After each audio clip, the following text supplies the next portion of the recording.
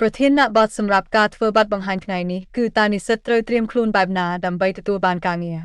ដើម្បីទទួលបានការងារធ្វើគឺត្រូវផ្ដើមចេញពីសកម្មភាពជាក់លាក់ដោយមិនមែនគ្រាន់តែមានការតាំងចិត្តចង់បានការងារហើយអង្គុយរងចាំឱកាសការងារនោះទេអ្នកគប្បីគួរមានការរៀបចំឬត្រៀមខ្លួនមុននឹងសម្រេចចិត្តក្នុងការស្វែងរកការងាររួមមានដូចជាទី1ត្រូវស្វែងយល់និងស្គាល់ខ្លួនឯងអំពីលក្ខណៈសម្បត្តិផ្ទាល់ខ្លួនព្រមទាំងបទពិសោធន៍និងចំណេះជំនាញរបស់ខ្លួនជាពិសេសគឺត្រូវស្គាល់ពីចំណុចខ្លាំងនិងចំណុចខ្សោយរបស់ខ្លួនឯងប៉ុន្តែមិនគួរនិយាយអំពីចំណុចខ្សោយទាំងឡាយណាប្រាប់ទៅអ្នកសម្ភាសន៍ការងារដែលអាចធ្វើឲ្យធ្លាក់ការសម្ភាសន៍ការងារនោះទេ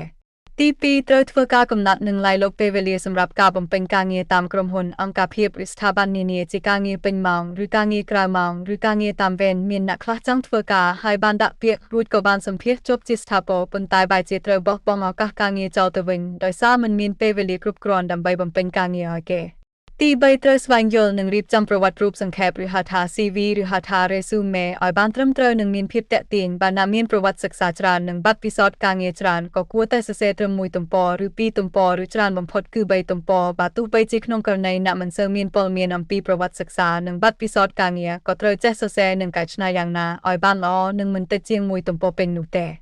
ទី4ត្រូវស្វែងរកព័ត៌មានអំពីតម្រូវការជ្រើសរើសបុគ្គលិកនិយោជិតឬសេចក្តីជូនដំណឹងប្រកាសជ្រើសរើសបុគ្គលិកនិយោជិតហើយពេលទទួលបានព័ត៌មានប្រកាសជ្រើសរើសបុគ្គលិកនិយោជិតរួចអ្នកគប្បីគួរធ្វើការស្វែងយល់ពីស្ថានប័នក្រុមហ៊ុនអង្គការភាពសាមីដែលមានតម្រូវការជ្រើសរើសបុគ្គលិកនិយោជិតនោះផងដែរព្រោះគេក៏អាចនឹងសួរអ្នកអំពីអង្គការភាពរបស់គេនៅពេលគេសម្ភាសន៍អ្នក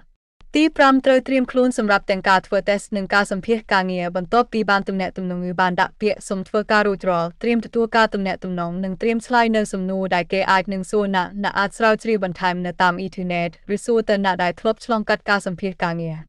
យ៉ាងវិញទៀតអ្នកក៏គួរស្គាល់គេហទំព័រស្វែងរកការងារមួយចំនួនផងដែរដែលបានបង្ហាញក្នុង slide នេះប៉ុន្តែខ្ញុំសូមធ្វើការ highlight ឬធ្វើការកត់សម្គាល់តែគេហទំព័រចំនួន3ដែលកំពុងពេញនិយមជាងគេនាពេលបច្ចុប្បន្នដែលគេហទំព័រទី1គឺ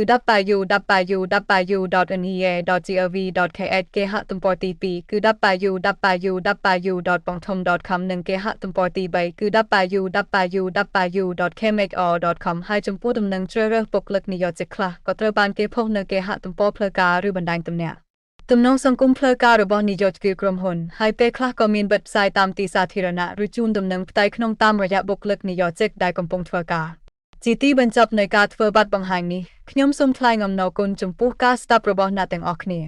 បើពេញចិត្តជាមួយនឹងការចែករំលែកចំណេះដឹងនេះសូមជួយចុច Subscribe ចុច Like ឬសញ្ញាមេដាយនិងជួយចែករំលែកបន្តហើយបើមានសំណួរសំណូមពរឬមតិយោបល់ផ្សេងអាចទម្លាក់ក្នុង comment បានជួបគ្នានៅវីដេអូក្រោយៗទៀត